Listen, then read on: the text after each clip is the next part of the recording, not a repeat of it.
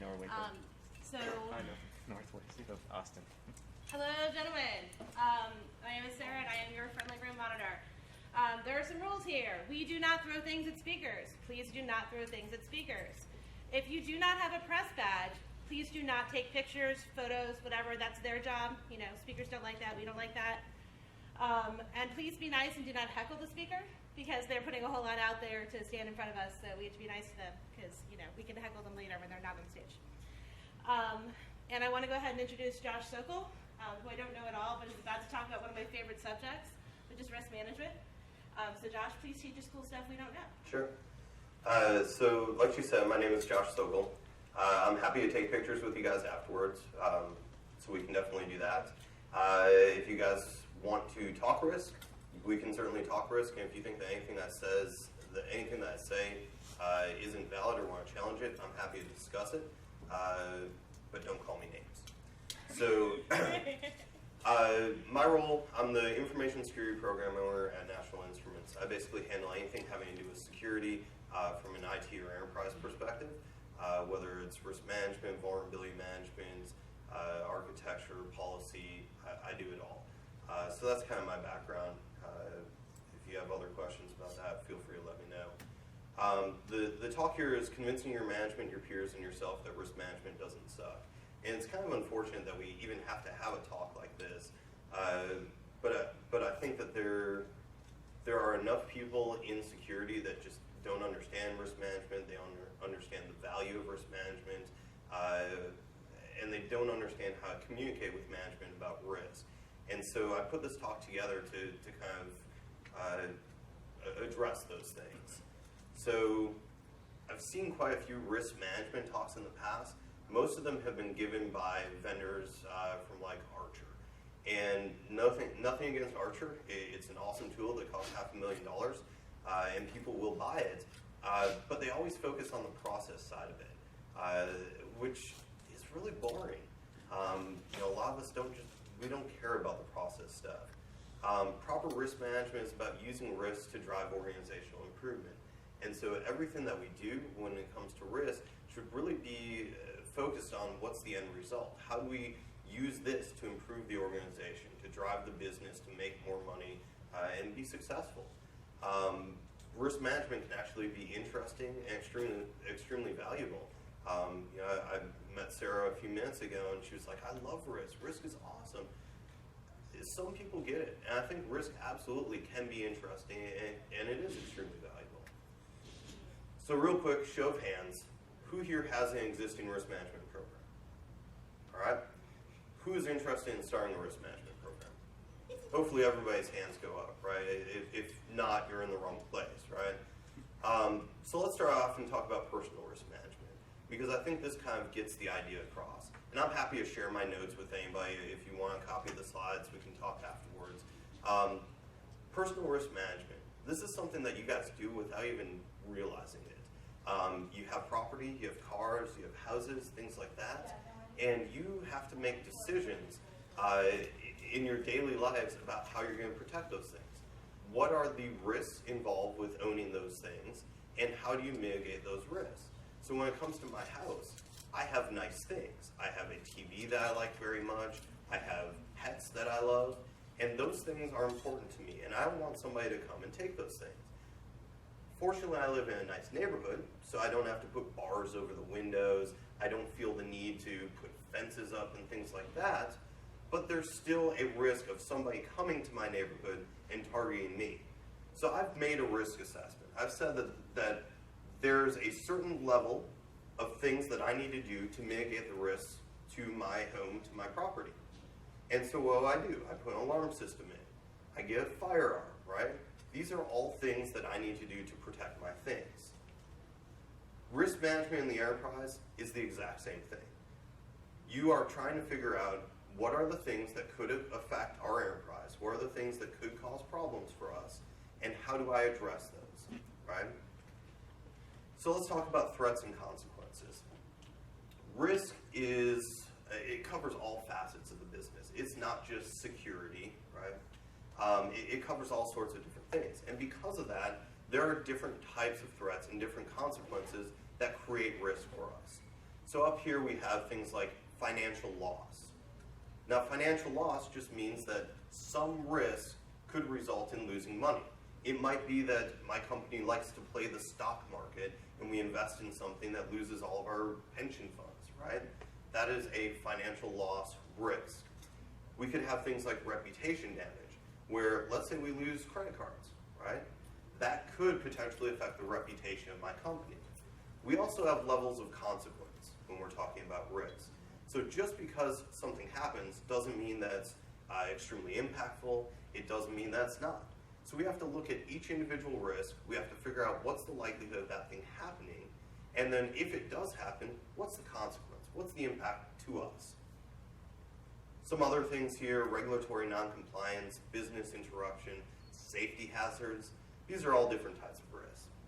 So in ideal risk management, it's a prioritization process.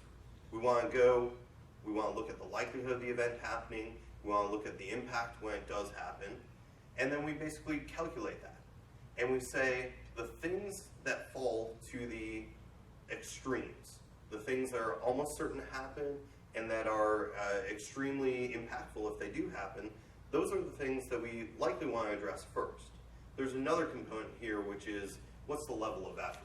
Is it going to cost $1 million to address something that's a relatively small risk? We have to take that into consideration as well.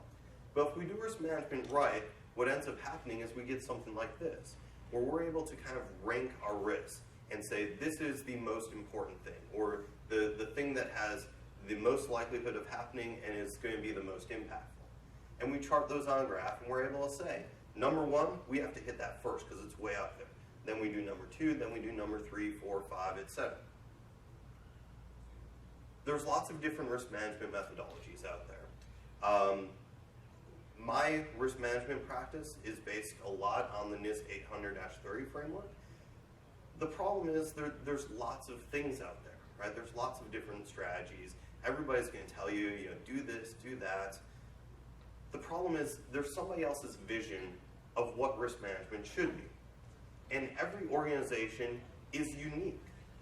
My organization is different from Nate's organization, from Sarah's organization, from Andy's organization. So at best, these risk management frameworks out there are a guideline. They give you examples of what others are doing. At worst, they end up making risk management look overly complicated. They make it difficult to get started because the frameworks are so heavy. So starting out, we need to define risk, right? And we've talked a little bit about this. Risk is the potential that a chosen action or activity, including the choice of inaction, will lead to a loss or some undesirable outcome. I think the important thing for us to understand as security professionals is that piece in parentheses there, including the choice of inaction. Management can choose to do nothing about our risk. They can say that risk exists, we acknowledge that it's there, but hey, it's not worth our effort, the impact is minimal. They have that choice. And I think as security practitioners, we need to understand that that's a choice for management to make. And I think far too often we go and we say the sky is falling, or we have to address this because PCI says so, or whatever. We need to understand that those are risks that management is willing to take. And we have to figure out how best to support those decisions. Risk can apply to all sorts of different areas.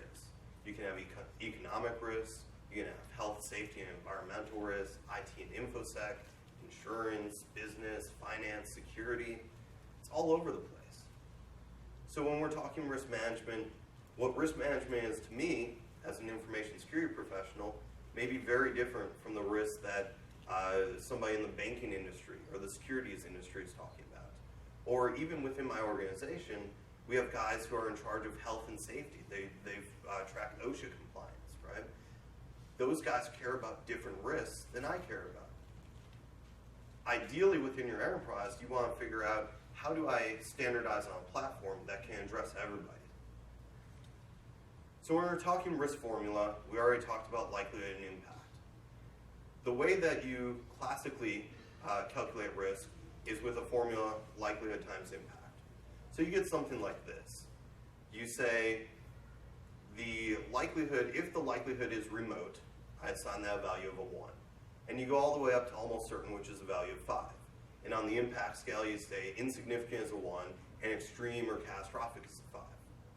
And now you go through and you say, for this particular risk, what is the likelihood, what is the impact? Multiply those two out, you get a value. Now you can chart that value on the scale. Now you can actually compare one risk to another risk to another risk. Now the interesting thing is, while that's the classic risk formula, and if you take your CISSP, remember that one, it can change. Remember when I started out, I said that risk is different for different organizations. So make your risk formula fit you. And what I mean by that is you can manipulate that formula. You can weight impact. You can say risk is actually the likelihood times impact plus impact. And what that does is it actually skews that scale. It skews it more towards that impact. So your impact actually weights more into your risk scale. Or you could go the other way. You could weight likelihood. And now it kind of flips the other way. You can even do things like extreme impact weighting. And you can say likelihood times impact plus impact plus impact. Make your formula fit you. And that's important, because if you are able to make your formula fit you, that's something that management can then kind of wrap their arms around. They can say, well, you know, this old thing, that likelihood was, you know, it just skewed the scale. And you're like, well, we don't want likelihood to skew the scale, so we add an impact, an additional impact. Be flexible. So risk management needs to be a custom fit for your organization, and your formula needs to reflect that, right? Your formula can and likely will change. And the interesting thing about this is a lot of the people out there who are managing risk, they're actually managing it with spreadsheets, Excel spreadsheets. And I mean, Excel is somewhat flexible. You can make it so that if I plug a new value in here, then it does this. You can kind of change formulas. But you need, whatever you're doing, however you're tracking risk, you need to have that ability to dynamically change, to modify the formula on the fly, and have that update all the risks. So static things like Word documents and whatnot, I instantly throw those out the window. They don't work.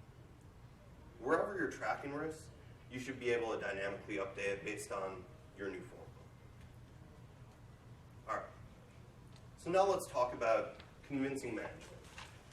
Because risk management will ultimately fail if you don't have management participation. I had a long conversation last night about risk management with a couple different people.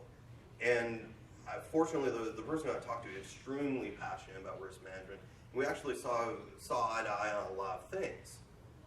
One of the key things that kind of came out of that conversation is that management doesn't speak CVE. They don't speak attack vectors. They don't speak threat trees. Those are security professional tools to assess risk. What management does speak is risk.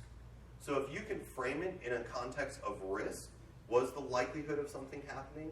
Was the impact if it does happen? That is something that management can understand. That's the way that management communicates. All this other stuff is ways that you assess the likelihood and impact.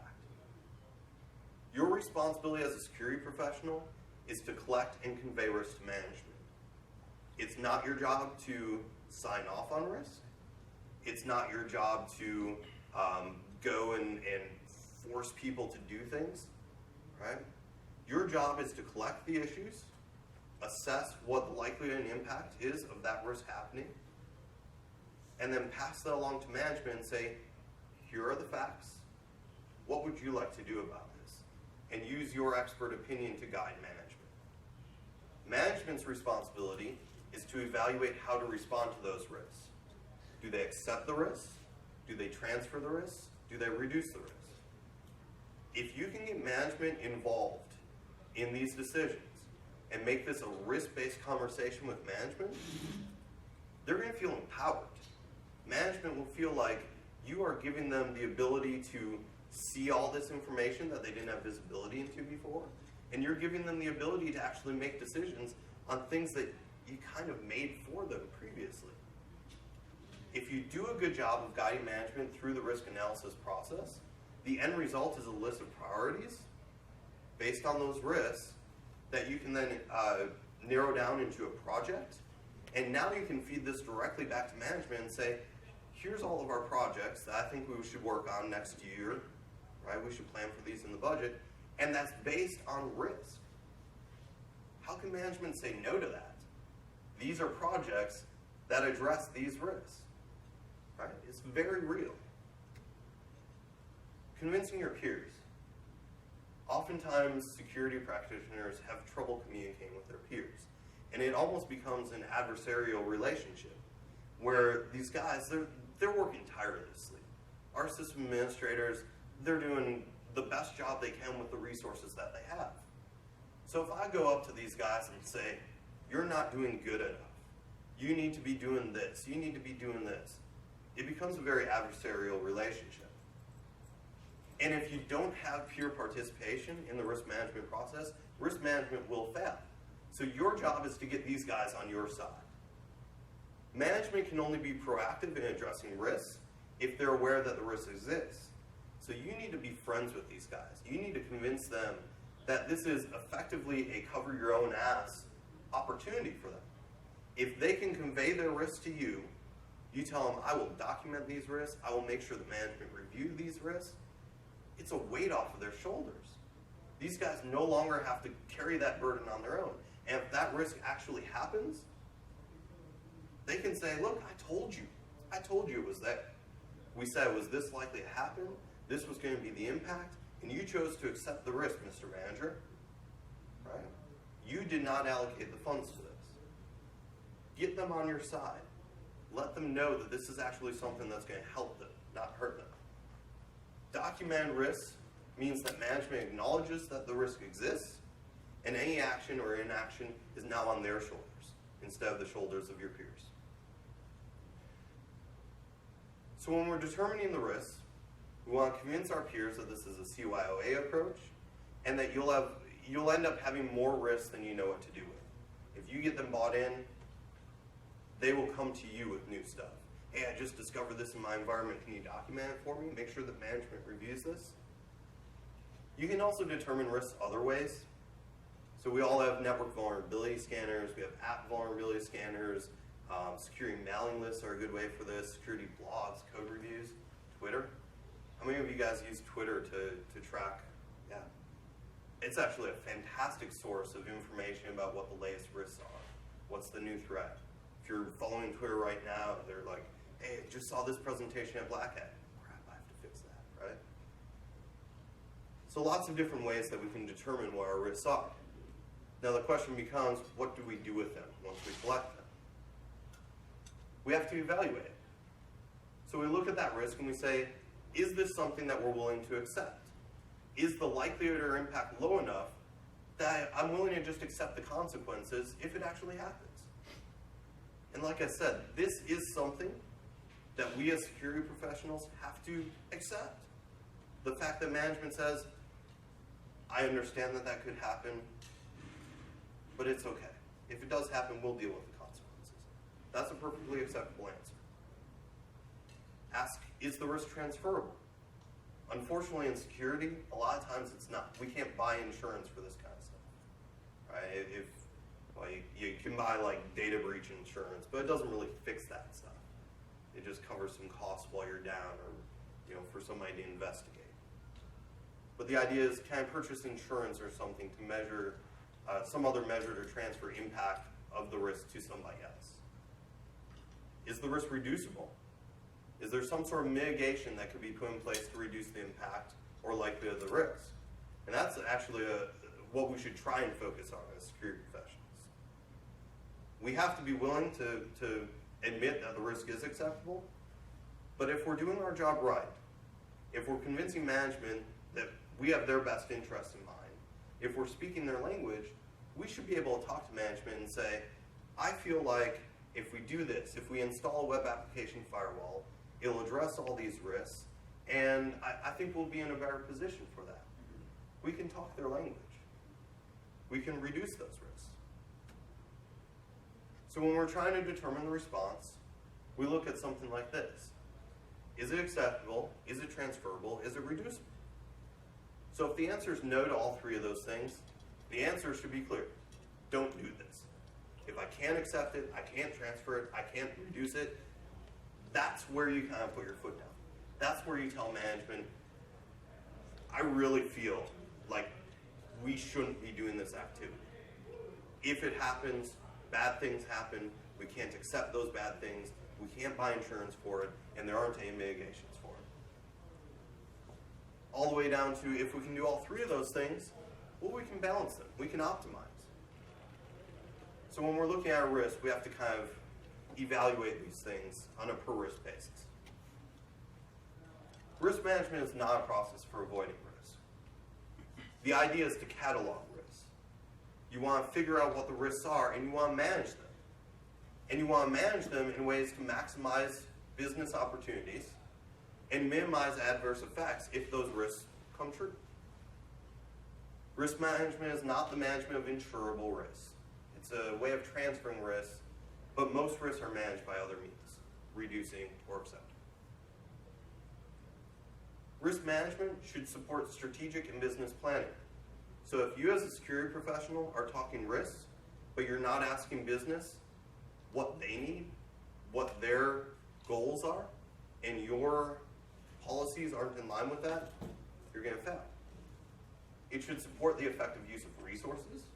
Remember that our end goal is prioritization, and we want to turn these into projects that we can justify via the risks. It should promote continuous improvement. We want to explicitly address uncertainty. And the idea there is that we get fewer shocks. If we tell management that this could happen, even if it's a remote possibility that could happen, they at least are aware of that possibility. It allows us for a quick grasp of new opportunities, enhances communication between the business, between IT, between senior management, because we're finally communicating using the same language. It gives reassurance to our stakeholders. It helps us to focus internal audit programs. It should create value.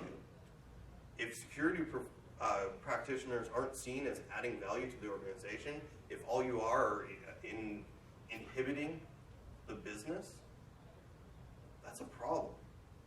So we want to figure out, as security professionals, can we provide services? Can we do things that make the business value what we're doing? You want to be an integral part of organizational processes, be a part of decision making, systemic and structured, based on best available information, tailored, taking into account human factors, transparent and inclusive, dynamic, iterative, and responsive to change. Now the interesting thing is this isn't a one and done kind of thing. Risk management needs to be cyclical. And what I mean by that is that there's different pieces to the risk management process. And if you only do those once, what happens when that risk changes? So take one of the vulnerabilities, one of the exploits that gets dropped at Black Hat this week. That vulnerability today is pretty bad. There's no fix for it. It's going to affect all these users, data disclosure, whatever. Now, 2 weeks from now, when the vendor goes, oh shit, and patches that, does the risk go up or does it go down? It goes down, which means that there's actually a temporal component to risk. What it is today, it's not later on. So we have to learn how to address these on a regular basis. So step one, we identify, characterize, and assess the threats. What are the threats facing us today? Step two, assess the vulnerability of our critical assets to those specific threats.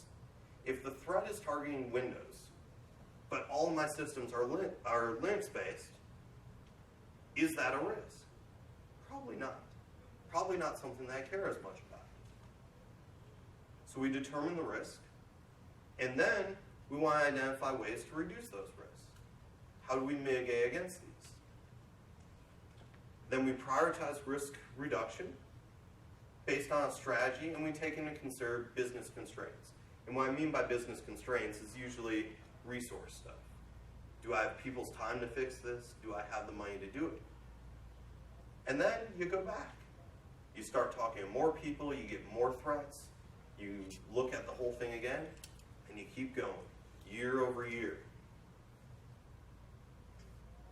So a risk review process may depend on how lean your organization is on management structure.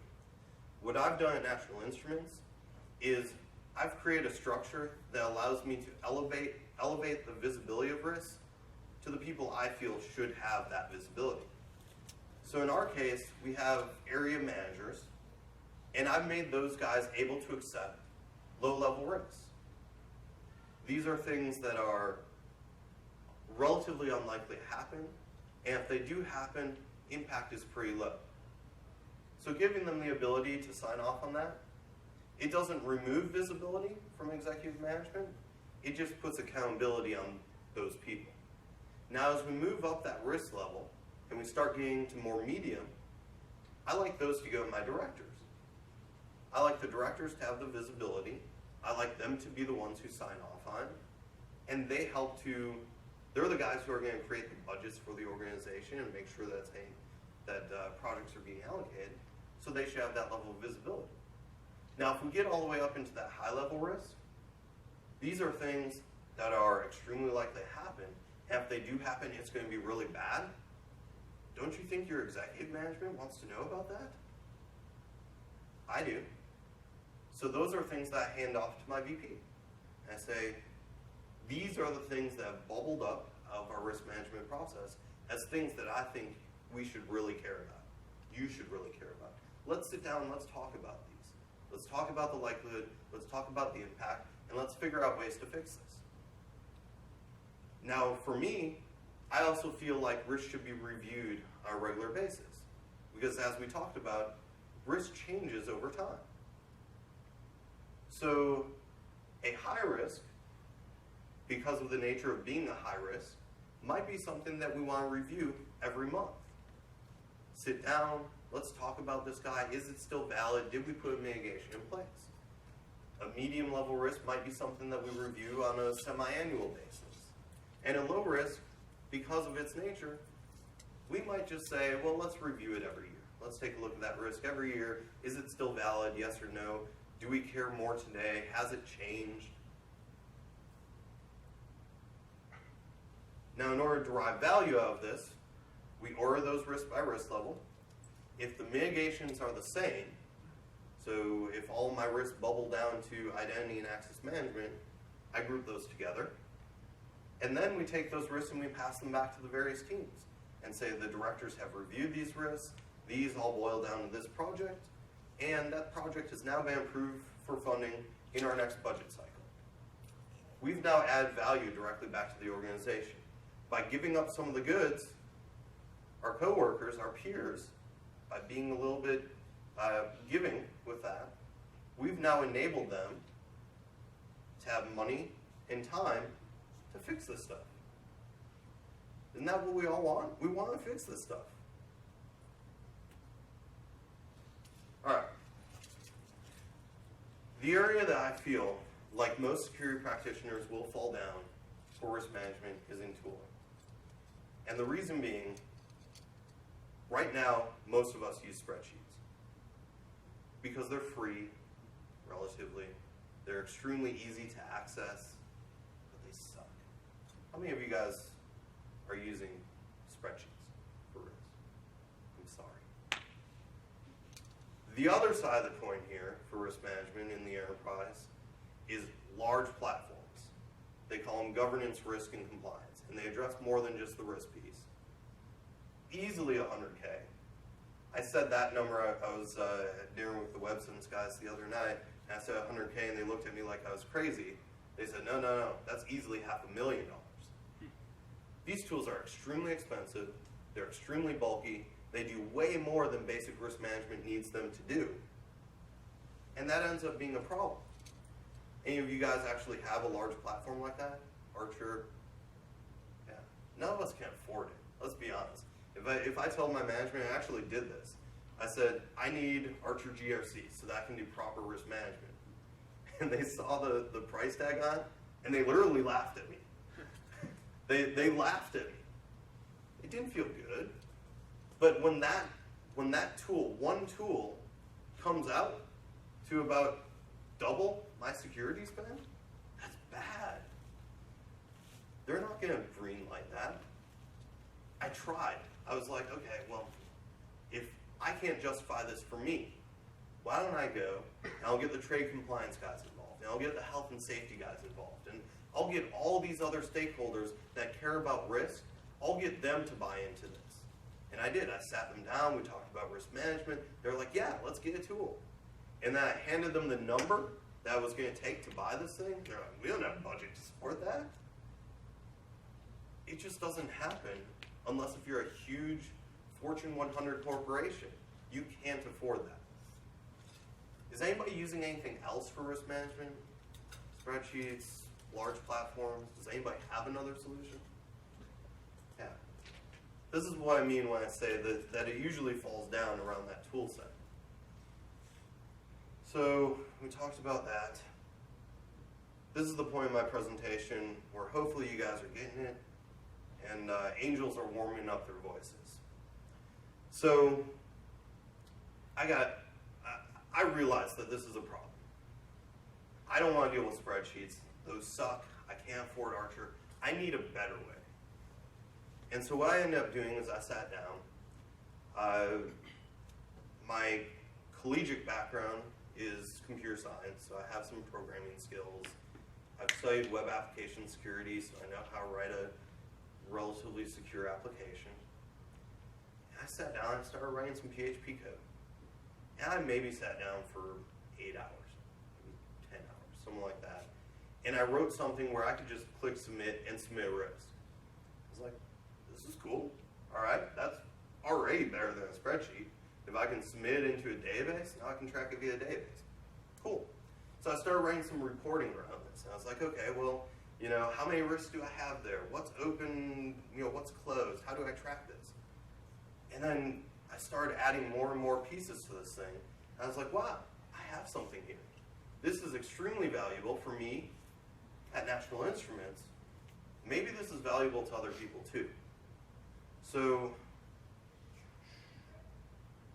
what I've done is create something that I affectionately call Simple Risk. And Simple Risk is free, it's open source, it's PHP and MySQL, so it's easy access. Based on, if you want to run on Windows, you can run on Windows. You want to run on Linux, you can run on Linux. But it's extremely simple to use. And it's not meant to be a huge GRC platform. It's meant to catalog risk, and it's meant to keep track of some of these things like mitigation and management reviews. So I'm logging in with my admin account. This is running on LampStack. This is Ubuntu. I actually put together a how to install it on LampStack manual that you can probably run through in 30 minutes and have an active Simple Risk install on a Linux box. This is running on my local system, so this is a virtual machine, but you can spin it up anywhere in your environment. You can put it on an existing stack. It doesn't matter. So the first thing you see here when I open it, I only have one risk in there. It's right here. And I entered this guy earlier just so that I had something so that the graphs would show up. But you can see already we got some reports here. We can see the status of the risk, and this will change as we do things like create a mitigation or create a management review. You can see where this risk is located. It's located at BSides Las Vegas. You can see the category it falls to, which is physical security. I categorized my team as information security, and technology was all. I don't have any closed risk in here right now. So the process for risk management, well, let me go into here. So just like I talked about in the presentation, I wanted this to be flexible. I wanted it to be something where when I went in there and I decided all of a sudden that I didn't like my likelihood times impact model, I could change it. So I've actually built in a couple of other models as well. Likelihood times impact plus likelihood. You can do the weighting stuff. And if you select one of these things, like if I do 2 times impact and I hit update, it changes. It actually changes my model then. I can also do things here, like change what I consider to be low, medium, and high level risks.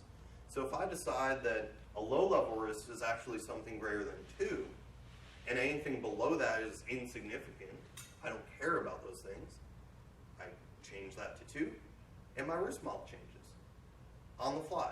All of my risks updated with my new model. So we can go through and we can very easily customize this to ourselves, and it changes that model on the fly. Review settings, we talked a little bit about this. Like I said, this is what I do for my organization.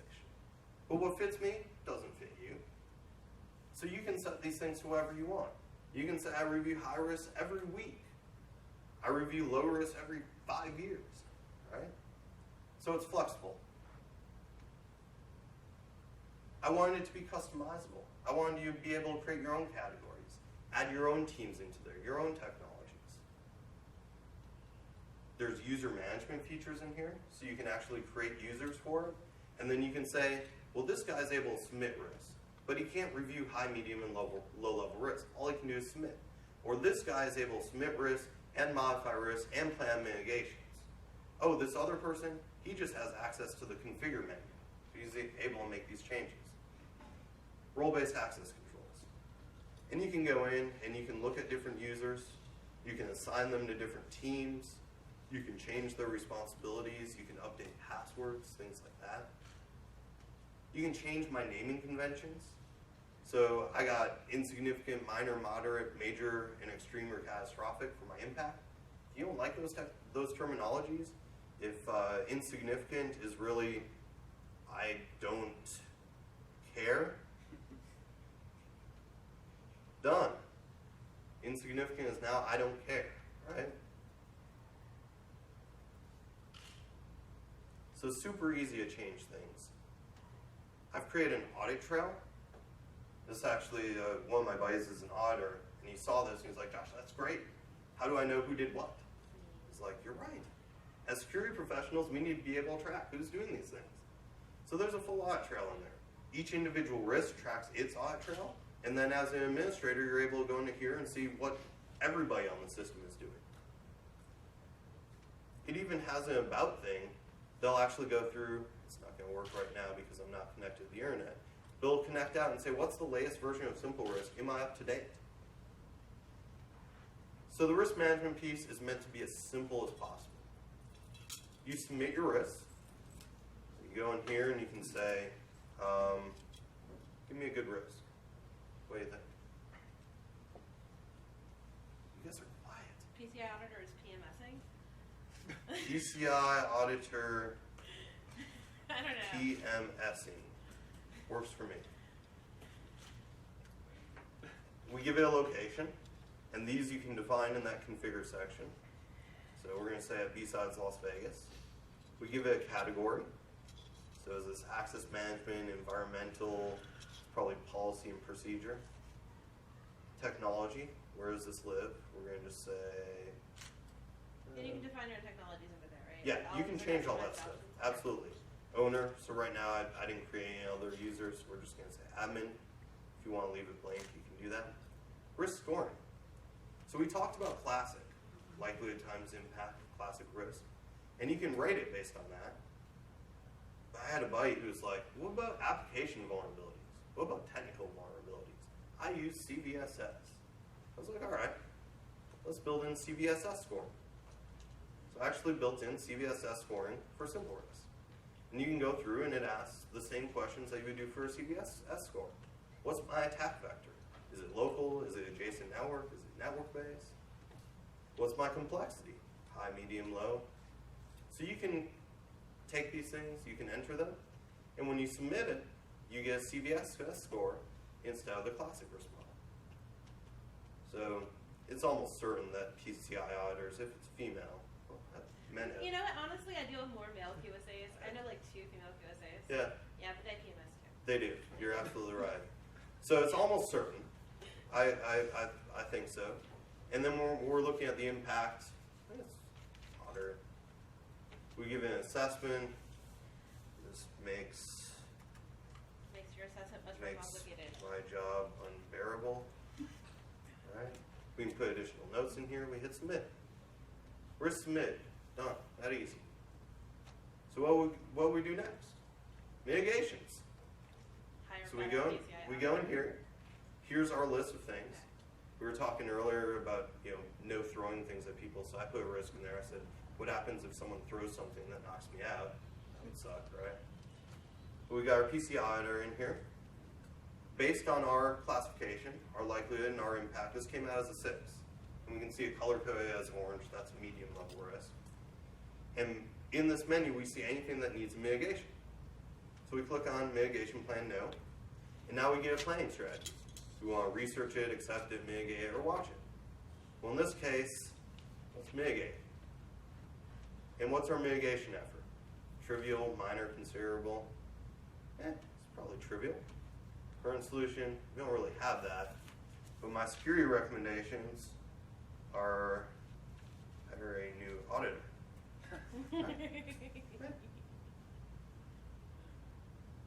Who is cute. Yes, we like that. We can tolerate We're a little stuck bit. with them in a room for an entire week. They have to be scenic. I'm sorry. That's what I'm saying, yeah. Yeah. Absolutely. So at least we can deal with their PMSing if they're Yes, right? yes. Okay, so we hit submit, done. Now if we go back into this mitigation menu, it's gone. Why? Because we put a mitigation in there, easy. Management reviews. Here's everything that needs a management review. We can already see mitigation was planned for this. I'm a manager, let's review it. Do you want to approve this risk or reject it? Seems valid to me, let's approve it. Now that we've approved it, what do? We accept it until the next review. This is kind of the, yeah, that's a risk, but I don't want to do anything right now. Do we consider it for a project? Do we need a new project to hire a new auditor? Maybe. Or do we submit it as a production issue? Seems like a production issue to me. We can put some comments in there or not. We hit submit.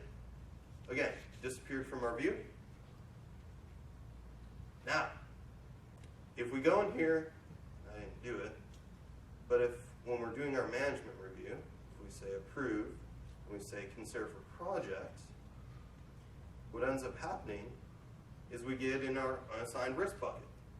So now, someone throws something that knocks me out, we're going to create a bodyguard project.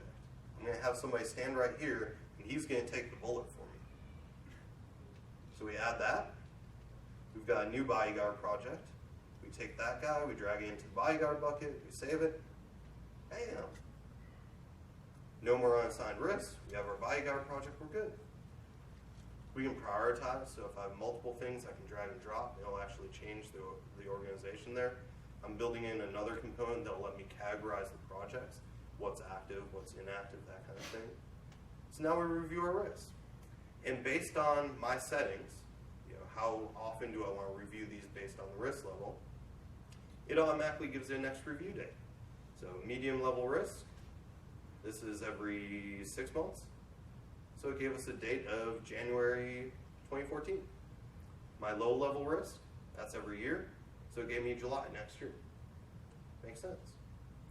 That's how easy risk management is, or at least how it should be. We've got some additional reporting in here. So we've got nice little dashboards. We can turn little sections off. We can see what our breakdown is in terms of technology, things like that. You can have reporting on open level risk, closed level risk, all sorts of things. If you go into any of these guys, if I look at my open risk, you can actually click on one of these guys. And now you see all the information about that. What's the details of this? What's my mitigation? When's my last review? You can view all reviews, because you have to do reviews on a regular basis. You can edit any of these guys, assuming you have the permission. You can perform a new review. You can add a comment, so there's comments on the bottom here. And you can close risk, if it's something we fix. So in this case, let's close this risk. It's fully mitigated, new hottie acquired. Done. So now if we look back at our open risk report, that guy's no longer there. We can look at our closed risks, there it is. So hopefully, as a result of simple risk management no longer becomes a tool problem. And as security practitioners, we can go, we're no longer worried about our tool set, so we can actually do risk management. We can focus our efforts on that instead of trying to find a tool that fits us. So, with that, I'm done. I have some simple risk stickers up here, if you guys like stickers.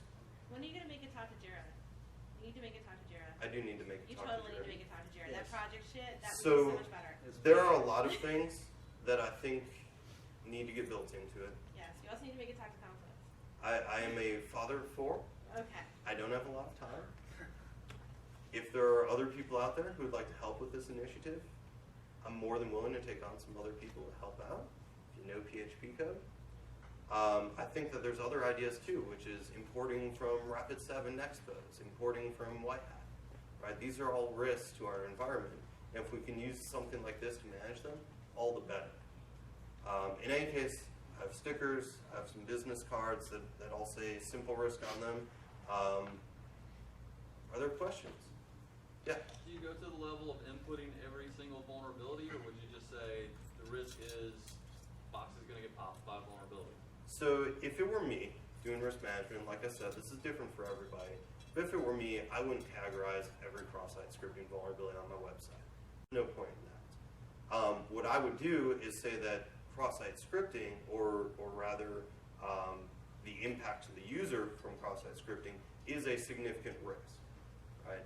And that those code deficiencies, poor input validation, whatever, those could result in compromises of our user base, which ultimately means bad PR for us, or stolen user accounts, or whatever. That's the risk. Those are the things that I would put in there, not the individual vulnerability. Does that make sense? Mm-hmm. Other questions? Yeah. All right. Can you put an icon customization? I'm sorry, I don't code at all, so You want to brand it? I want to be able to put a pony on it, actually. I want to talk to Jira, and I want to be able to put a pony on it. Yeah.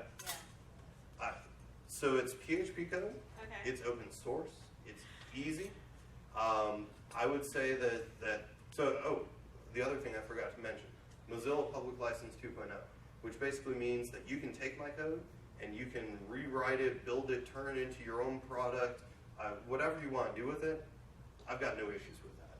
There are some additional things that I'm going to be doing here that probably will be more enterprise focused, like Active Directory authentication, That for would be example. I might charge a little bit of money to help support feeding my kids, right? Support the effort. But I wanted to make sure that the basic risk management, every single thing that I've shown you here, free, open source, in the thing right now. If you go to simplerisk.org, you can download it today and have it up and running tonight. I promise you that, right? So with that, I'm open for questions afterwards, but thank you guys so much.